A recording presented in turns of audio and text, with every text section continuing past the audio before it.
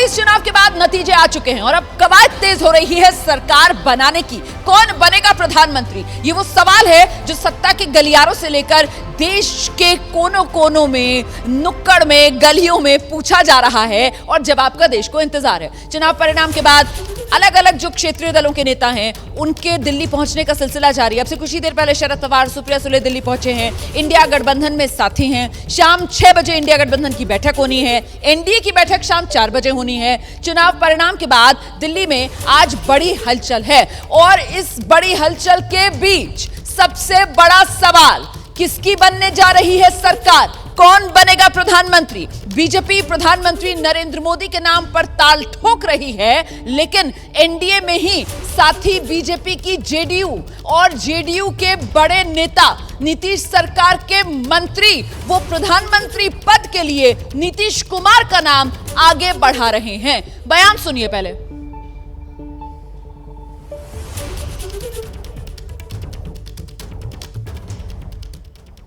देखिए, लोकसभा चुनाव के नतीजे आ गए हैं। बीजेपी सबसे बड़ी पार्टी बनकर उभरी है, लेकिन बहुमत से दूर है। हमारे साथ जदयू कोटे के मंत्री जमा खान हैं।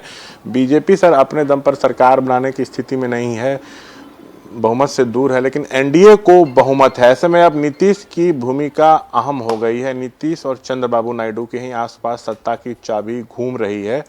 क्या एनडीए में रहना है या महागठबंधन से भी संपर्क किया जा रहा है? नहीं, एनडीए में ही हम लोग हैं। बाकी तो आप जानते हैं कि नीतीश कुमार जी हम लोग कार्यकर्ता हैं। जो निर्णय उनका होगा, जो निर्णय भी होता है जनता के हित में होता है, जनता के विकास में होता है। हम खुद का कोई उनका स्वार्थ नहीं है। 18 साल बिहार में रहे, कोई नहीं कर सकता कि अपने स्वार्थ में कोई काम किए हों। अगर किए हैं तो जनता के, बिहार की जनता की, आवाम के स्वार्थ में करते हैं। तो निर्णय उनके हाथ में है। रही सवाल के जो जनता की पुकार है, जो जनता की चाहत है, जनता ने इनके कार्यों को देखा है, इनके कार्य करने का तौर तरीका देखा है। ये देश की जनता ने देखा है कि नीतीश कुमार जी ऐसे हैं, जात की बात नहीं करते हैं, जमात की बात करते हैं, सबकी सम्मान करने की बात करते हैं। नीतीश कुमार जी ऐसे ये हैं, अगर दिल्ली बैठे तो निश्चित तौर पर ये देश का और भी अच्छा विकास होगा और आपसी भाईचारा सौहार्द बना रहेगा। नीतीश दिल्ली जाते हैं तो पीएम मटेरियल तो उनको बताया जाता रहा है। आप लोग की इच्छा है कि नीतीश पीएम बने? एकदम मेरी इच्छा है। मैं तो पहले भी कहता रहा हूँ, और कोई बता दे उनसे अच्छा कोई नेता हो देश के अंदर। वैसे नेता हैं कि ऐसा नहीं है, किसी भी समाज से बिलोंग करते हो, कोई भी जनता देश की किसी जाति धर्म का बिलोंग करता होगा, उस सबको सम्मान देते हैं, सबको समान देखते हैं। इसलिए ऐसे नेता अगर दिल्ली में जाते हैं, दिल्ली में बैठते हैं, बागडोर दी जाती है, तो निश्चित तौर पर देश के हर लोग खुशहाल रहेंगे, भाईचारा के साथ साथ विकास भी होगा। मतलब नीतीश बनते हैं तो देश का तेजी से विकास होगा आपके नज़र में? एकदम मेरे नज़र में, अब मेरे ऐसे तमाम कार्यकर्ता करोड़ों की नज़र में यह है कि ये इनकी नज़र सबकी है कि ये दिल्ली पहुँचे हैं। दिल्ली अगर पहुँचते हैं तो निश्चित तौर पर विकास तो बिहार के अंदर उन्होंने दिखा दिया है कि बिहार 2005 से पहले क्या था, आज बिहार में क्या है। उसी तरीके से देश में बराबर देखती है। देश के लोगों की चाहत भी है, गरीब कमजोर जो भी लोग हैं वो चाहते हैं नीतीश कुमार जी दिल्ली रहते तो अच्छा और काम होता और भाईचारा बना रहता। देखिए सर, एनडीए में तो पीएम पद की वैकेंसी नहीं है, तो नरेंद्र मोदी ही बनेंगे, लेकिन इंडिया गठबंधन में वैकेंसी है। मोदी को रोकने के लिए कांग्रेस किसी दूसरे को भी पीएम बना सकती है। मैं वैकेंसी की बात नहीं करता हूं, मैं सिर्फ बात करता हूं अपने नेता के विचार का। जो नेता का विचार है, विजन है, जो नेता की चाहत है, देश की जनता खुश रहे, देश की जनता विकास, आशा, सौहार्द, भाईचारा, जो हर समाज में महापुरुष पैदा हुए हैं, इस देश को चलाए हैं, उस पद चिन्हों पर नेता चलते हैं और सबका विकास की बात करते हैं। तो ऐसे में हमारे नेता को दिल्ली बैठना चाहिए और उस लायक भी हैं कि ये प्राइम मिनिस्टर का बनते हैं। देश को एक अच्छा विकास साथ एक अच्छा भाईचारा मोहब्बत भी मिलेगा। क्या आप मांग कर सकते हैं ऐसा, या मांग करते हैं कि एनडीए में विचार हो कि नीतीश को ही बनाया जाए? एकदम एनडीए में विचार होना चाहिए और एनडीए में विचार इसलिए मैं कह रहा हूँ कि एनडीए के बहुत सारे साथी हैं जो चाहते हैं कि नीतीश कुमार जी वहाँ पहुँचें, वो लोग बोल नहीं पाते हैं और ये इनकी देश को जरूरत है नीतीश कुमार जी की। क्योंकि नीतीश कुमार जी ऐसे हैं, कोई परिवारवाद मतलब नहीं, कोई भी मामला में नहीं कर सकता कि कहीं किसी समाज का नुकसान हुआ हो या कोई भी समाज का इनसे दुखित हो। सब लोग इनसे खुश रहता है और उन्होंने काम भी दिखाया है। तो ये आप नीतीश सरकार के मंत्री को सुन रहे थे। वो ये कह रहे हैं कि साहब प्रधानमंत्री पद के लिए इस समय देश में नीतीश कुमार से कोई और बेहतर शख्सियत है नहीं। और ऐसे में बड़ा सवाल ये हो जाता है राकेश जी, क्या पीएम पद को लेकर ही पेंच फंसेगा और उसी से क्या तय होगा गठबंधन में कौन किस तरफ? देखिए, पीएम पद को लेकर तब पेंच फंसेगा जब नरेंद्र मोदी जी निर्णय करेंगे। सबसे मूल प्रश्न एक ये है कि क्या नरेंद्र मोदी जी प्रधानमंत्री का पद स्वीकार करेंगे या इनकार करेंगे।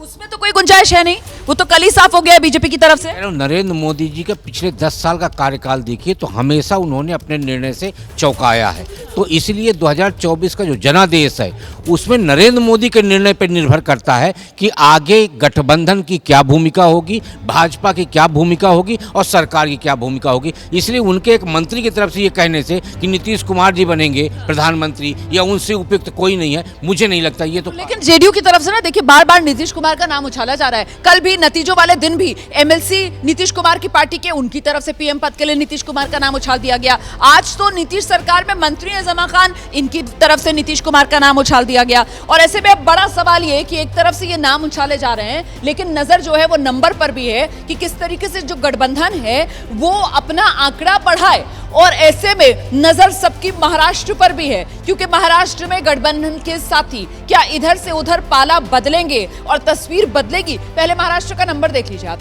महाराष्ट्र एनडीए 17, इंडिया गठबंधन ने महाराष्ट्र की 48 में से 30 सीटें अपने नाम की हैं। और इंडिया गठबंधन मतलब कांग्रेस, इंडिया गठबंधन मतलब शरद पवार, इंडिया गठबंधन मतलब उद्धव ठाकरे। ये इनकी ताकत है 30 सीटों की। और एनडीए जिसमें आप देख रहे हैं बीजेपी, एकनाथ शिंदे शिवसेना और एनसीपी अजित पवार, तो कुल मिलाकर ये तस्वीर उभरी है। अन्य के खाते में एक सीट गई है। और ऐसे में अब ये कि महाराष्ट्र में एनडीए को झटका क्यों लगा, क्योंकि सहयोगी जो हैं वो आधे अधूरे रह गए महाराष्ट्र में एनडीए के। शरद पवार को सहानुभूति वाला वोट मिला है।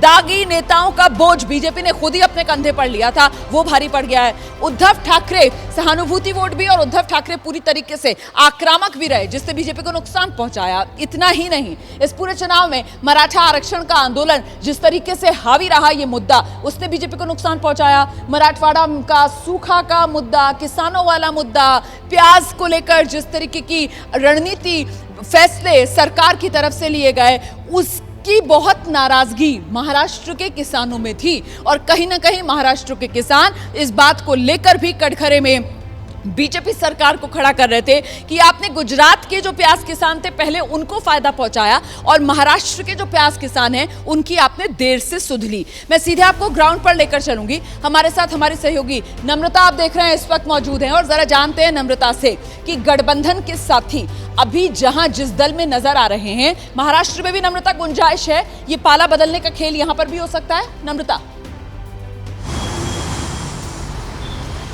जी बिल्कुल रोमाना, जिस तरह की खबरें आ रही हैं कि एकनाथ शिंदे की जो कुछ नए एमपी हैं वो कहीं ना कहीं उद्धव ठाकरे के संपर्क में हैं। हमने एकनाथ शिंदे की कई नेताओं से बात की तो उन्होंने इस बात को पूरी तरह से फर्जी बताया, लेकिन राजनीति में कुछ भी इम्पॉसिबल नहीं माना जाता। जिस तरह की तस्वीरें सामने आ रही हैं महाराष्ट्र की, अगर लोकसभा रिजल्ट्स की बात करें तो यहाँ पर 13 सीट जीतकर कांग्रेस ने सबको चौंकाया है, क्योंकि कांग्रेस सबसे बड़ी पार्टी बन के उभरी है। और ऑन ग्राउंड की अगर बात करें तो बीजेपी मूलभूत मुद्दों से बहुत ज़्यादा दूर नजर आ रही थी, जिसका रिजल्ट ये देखने मिल रहा है कि अजित पवार के बाद सबसे कम सीट जो है महाराष्ट्र में अगर किसी को मिली है तो शिंदे और बीजेपी को मिली है। अगर सहानुभूति वोटों की बात करें तो शरद पवार को इसका जरूर फायदा हुआ है, उद्धव ठाकरे को इसका फायदा हुआ है। और लगातार असली और नकली का जो मुद्दा था उसको लेकर उद्धव ठाकरे आक्रामक थे, तो उसका जवाब उन्होंने यहाँ पर जरूर दिया है।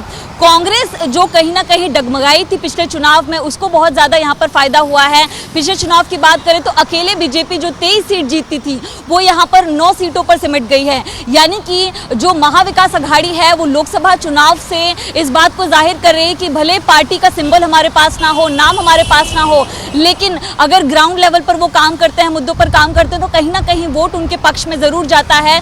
और जानकारी आप दे रही है नम्रता, तो महाविकास अघाड़ी को यहाँ महाराष्ट्र के अंदर सीटों के लिहाज से बड़ी कामयाबी, बड़ी जीत हासिल हुई है। लेकिन यही महाविकास अघाड़ी में सब कुछ ठीक है या नहीं, क्योंकि अभी कुछ देर पहले खबर यह आई है कि इंडिया गठबंधन की बैठक में शामिल होने के लिए उद्धव ठाकरे खुद नहीं आ रहे हैं, अपने नुमाइंदे भेज रहे हैं। जैसे ही घड़ी का काटा दोपहर 2:30 पे आए, बबीता जी का दिल सास बहू साजिश के लिए मचल जाए। और ये है इनकी बहू, पूरे दिन ऑफिस की टेंशन हो जाए गॉन जब ये करें अपना फेवरेट शो फ्री टाइम पे ऑन। इनकी तरह आप भी देखिए अपना फेवरेट शो अपने टाइम पर और डाउनलोड कीजिए एबीपी लाइव ऐप अपने स्मार्ट टीवी पर।